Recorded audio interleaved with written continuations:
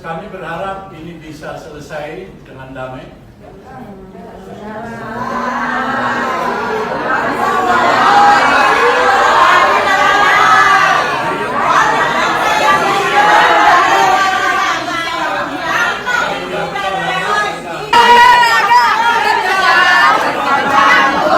Ingin sampaikan kabar baik kepada seluruh masyarakat yang ada di Banten. Saya Ahmad Kozinuddin, hari ini alhamdulillah bisa kembali membersamai ya dengan sejumlah tim di tim advokasi melawan oligarki rakus perampas tanah rakyat dalam keadaan sehat walafiat. Jadi kalau kemarin sempat ada insiden, mungkin ada yang khawatir, ada yang bertanya-tanya kondisi saya seperti apa. Alhamdulillah berkat perlindungan dan rahmat Allah, saya sehat, bisa mendampingi perkara gugatan terhadap Aguan, Antoni Salim dan yang lainnya di Pengadilan Negeri Jakarta Pusat hari ini. Yang kedua, kami ingin sampaikan bahwa konsep mediasi kami sederhana. Apabila saudara Aguan dan Antoni Salim, yang pertama menyampaikan permohonan maaf karena telah melakukan perbuatan melawan hukum dengan cara melakukan tindakan perampasan tanah terhadap rakyat yang ada di Banten, bahkan juga melakukan perampasan terhadap tanah kita yang ada di laut, juga melakukan permohonan maaf karena telah melakukan tindakan pengurukan sungai dan yang lainnya. Tentu kami pertimbangkan, tapi tidak saja hanya meminta maaf, kami akan pertimbangkan permintaan maaf itu. Yang kedua, dalam perdamaian nanti apabila mereka semuanya ya menyampaikan komitmen untuk menghentikan proyek PIK 2 baik di wilayah yang mereka klaim sebagai PSN di 1755 hektar atau di luar wilayah PSN yang itu didalihkan PSN dari 6, 7, 8, 9 kecamatan sampai di Kabupaten Serang, maka itu juga akan menjadi pertimbangan tertentu bagi kami untuk menentukan sikap apakah kami akan mengambil upaya damai atau melanjutkan perkara. Yang ketiga, apabila nantinya Aguan dan Antoni Salim menyatakan siap membayar kerugian atas perbuatan pelanggaran hukum yang mereka lakukan terhadap rakyat Banten yang nilainya 616,2 triliun rupiah, yang itu kemudian dibayarkan kepada negara melalui Kementerian Keuangan Negara Republik Indonesia, maka sekali lagi kami juga akan mempertimbangkan untuk mengambil upaya damai terhadap perkara ini. Dan selanjutnya yang paling penting adalah apabila ada pelanggaran hukum terhadap kasus ini, maka proses penyelesaian perdata ini tidak menghalangi atau menghentikan proses pidana baik yang hari ini sedang ditangani oleh Kejaksaan Agung Republik Indonesia berupa dugaan tindak pidana korupsi sebagaimana diatur di Undang-Undang 31 1999. Juga terakhir, alhamdulillah Bareskrim Mabes Polri katanya, sekali lagi baru katanya, karena sampai hari ini belum ada satupun ya orang yang ditetapkan tersangka baik terhadap kasus pagar laut juga terhadap kasus sertifikat di laut. Terhadap sertifikat di laut yang diambil tindakan hanya membatalkan 50 dari 263 SHGB dan 17 SHM. Kita mempertanyakan sisanya di mana, apakah mau diselamatkan? Karena kami mensinyalir di atas SHGB SKB itu dugaan kuat kami juga diagungkan menjadi jaminan di bank untuk menurunkan kredit untuk bisnis mereka. Ini kita dikerjai luar biasa ini. Jangan-jangan penyelamatan sertifikat itu dilakukan karena sertifikatnya memang sedang menjadi jaminan di bank, sehingga tidak bisa serta-merta dibatalkan. Nah, paling penting juga kepada saudara Menteri ATR, kita tidak memberikan atensi sedikit pun terhadap apa yang sudah diambil.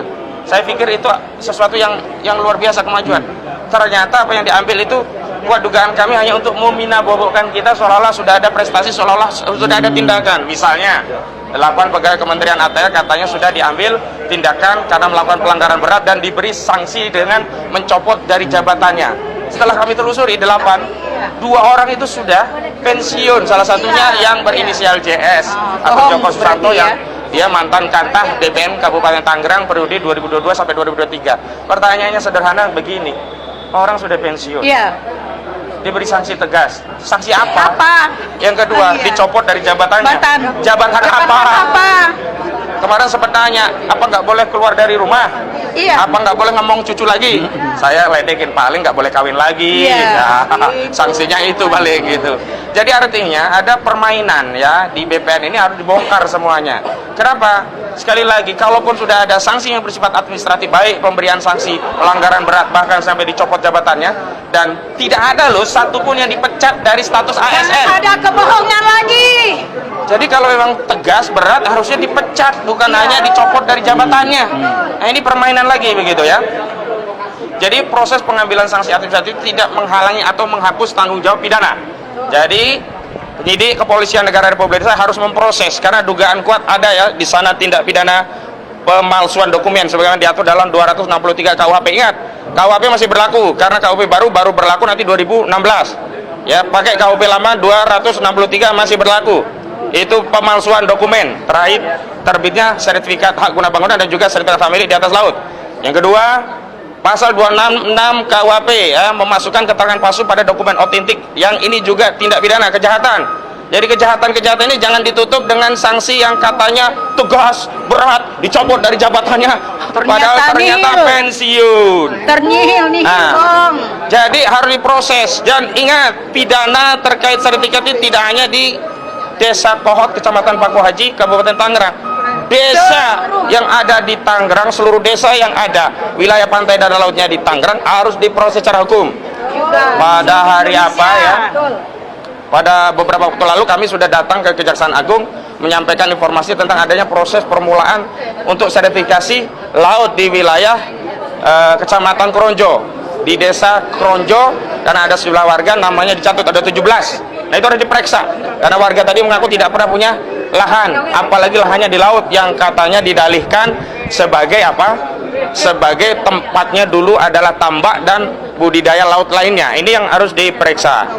Selanjutnya, jangan sampai masalah sertifikat dan pagar laut ini ya mengabaikan kita pada kezaliman yang terjadi di daratan.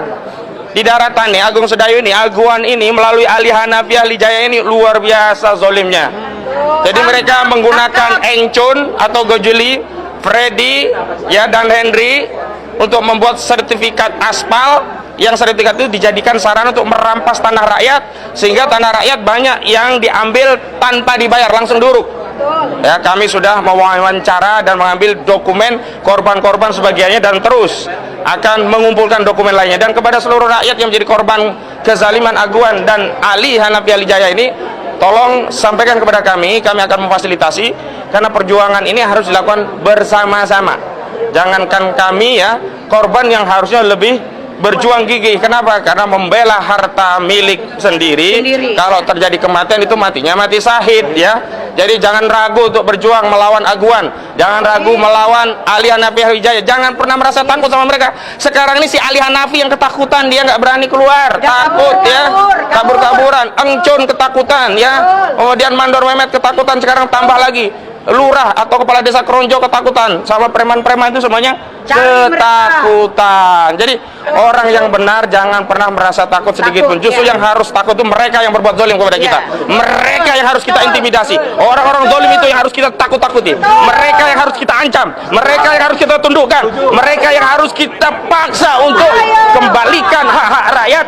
Jangan berbuat zalim. Dan yang paling penting terakhir, kita tidak punya kewenangan otoritatif untuk mengambil kebijakan. Karena apa? Kita hanya bisa bersuara. Karena itu apa? Tetap yang kita inginkan adalah negara hadir, memediasi, menyelesaikan masalah ini dengan melakukan audit secara menyeluruh, baik audit kinerja, audit keuangan, dan audit hukum untuk menyelesaikan semua masalahnya.